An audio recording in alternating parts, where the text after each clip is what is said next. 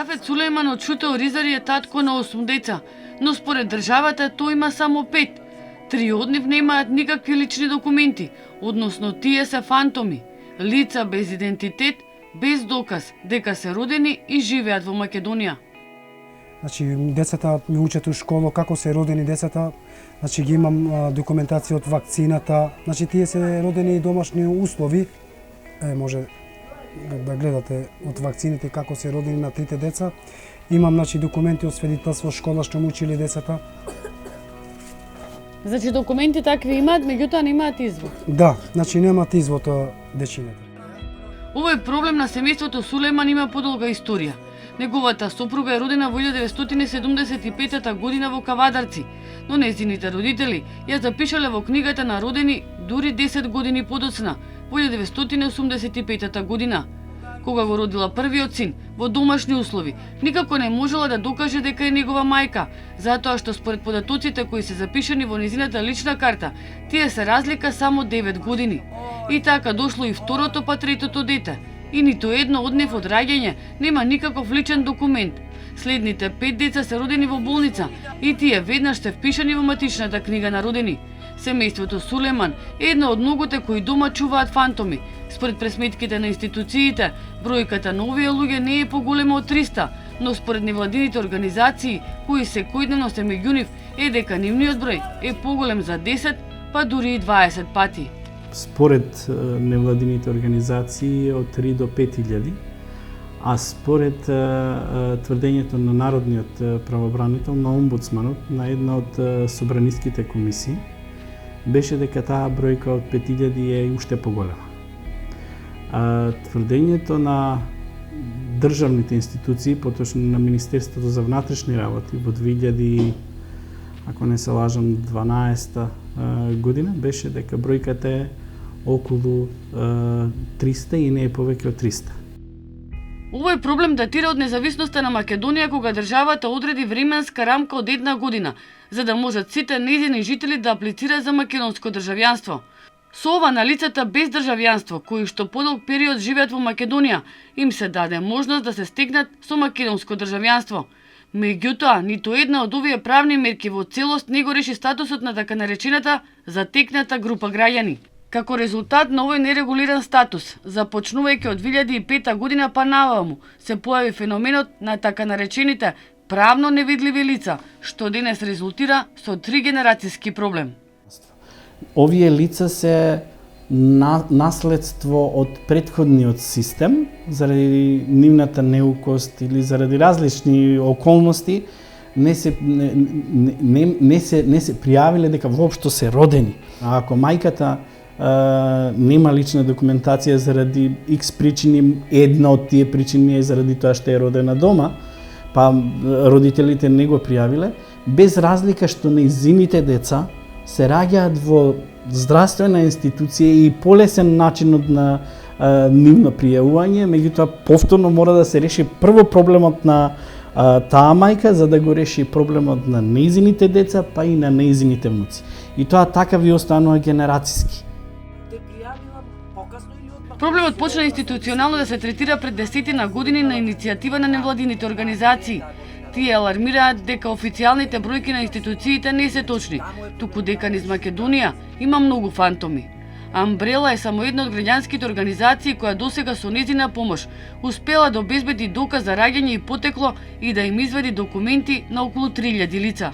Ако ние направиме една кампања истражување на ниво на цела Македонија, секако дека таа бројка ќе биде многу поголема отколку што сега незванично ние велиме дека е званична. За жал, ние се уште немаме званична статистика која ќе каже точно колку имаме лица без лична документација или така наречени фантоми кои не се видливи за систем. Во случај ако докажувањето на идентитетот на лицето не е можно ни со сведоци, последен начин е преку ДНК тест, кој е најскап доказ во постапката за докажување на биолошката поврзаност помеѓу мајката и детето. Министерството за труд и социјала од својот буџет досега има издвоено 20.000 евра за ДНК анализи за период од 3 години за 92 лица, но тоа не е доволно. Значи една ДНК за татко, мајка и едно дете кошта 300 евра. За секое наредно дете кошта плюс 100 евра. Значи тие семејства, бидејќи не се видливи во системот, немаат никакви бенефици, немаат пари да ја платат таа ДНК анализа. Но постапката на докажување на потеклото на семејните врски и местото и датумот на раѓање оди бавно. Процедурата, објаснува Шиковска, понекогаш трае и по 5 години. Сметам дека при поднесувањето на предметот, матичарот треба точно да каже кои се документи се потребни. А вака секој нареден пат, ајде треба ДНК, ајде треба потврда, ајде треба од вакцини и сето тоа трае. На листа на чекање веќе 2 години се и Ферди Бислими и неговите 2 сестри. Ферди има 22 години и тој е дух во институциите. Без немам никаков документ како да не постам ова. Како да кажам. Како ич без документи. Како да не постоиш? Да. Дали си писмен, дали си учил во училиште? Зошто? Па заради овие документи. Дали имаш здравствено осигурување? Ништо. Не работиш? Кога има работа, работам, кога нема. Ама не си пријавен на црно. Да. До сега не си гласал, немаш право на глас. Немам заради овие документи што немам. Пасош, не си излегол од државата. Не, ништо ич, нигде. Добро утро, ако сакаш да се ожениш? Да. Што ќе правиш? Па како без документ нема ништо. Еве сестра ти се омажи, како? Она се омажила, ама нема сега ова документи и она како мене никако. Деца има? Има 2. И тие треба да се запишат во не, да се венчат, да се прат, ама ништо иш. Денеска утре.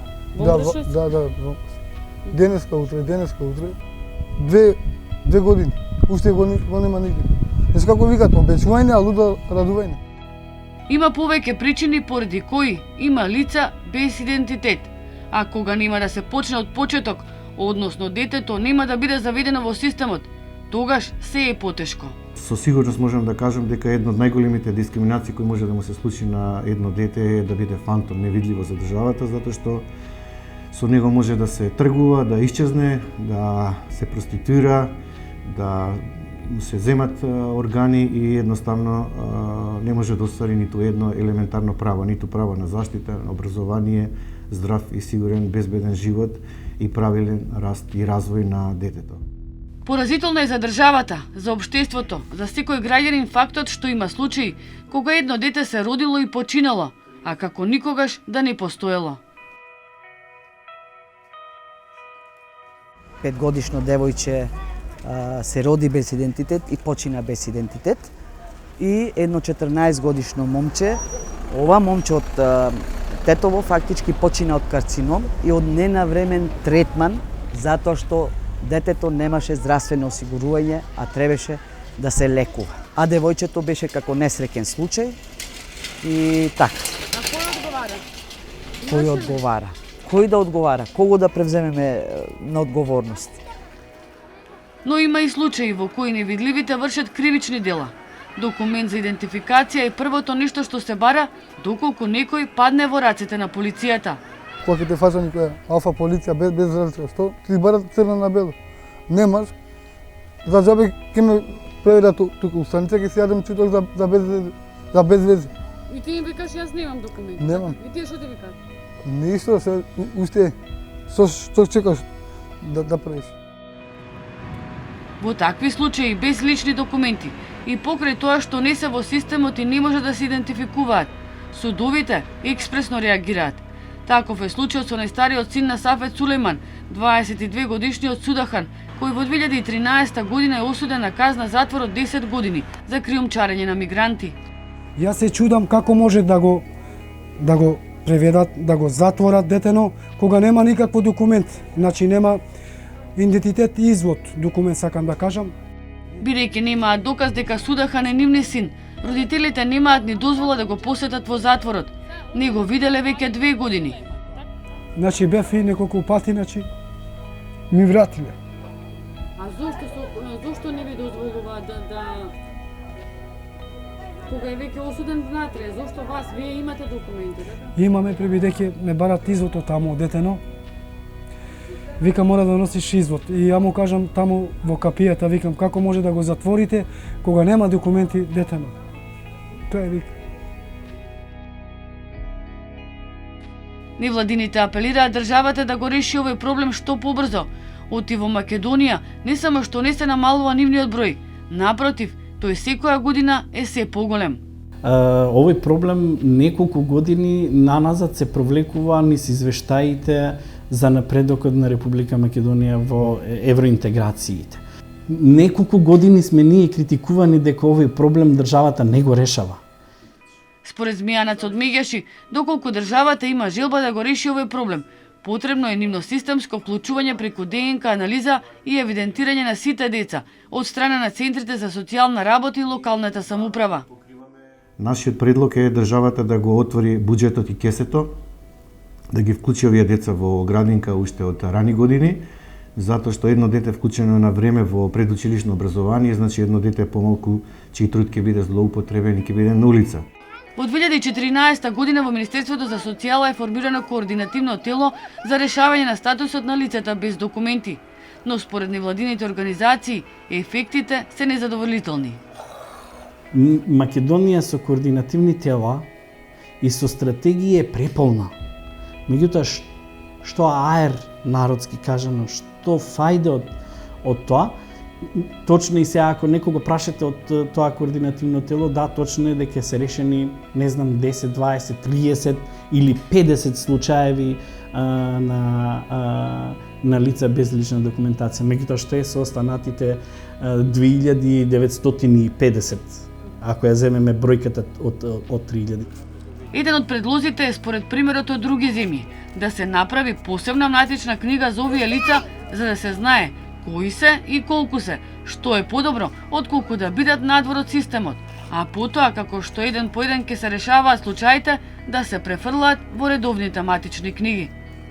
Само треба добра волја од страна на владата преку одлука да се реагира, да се преземат некои поефикасни мерки и секако управата за водење на матични книги на родени побрзо да ги разгледува предметите, побрзо да постапува и побрзо да издава решение или уверение за упис во матична книга на родени.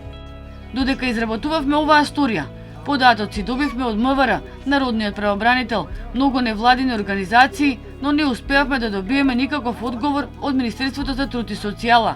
Иако ова министерство е надлежно и е главна алка во бирократскиот синџир на институции, која треба да биде иницијатор и носител во решавање на проблемот со лицата фантоми. Македонија има план и стратегија, има и координативно тело и акцијски план, но досега во решавање на овој проблем има само срамежливи резултати.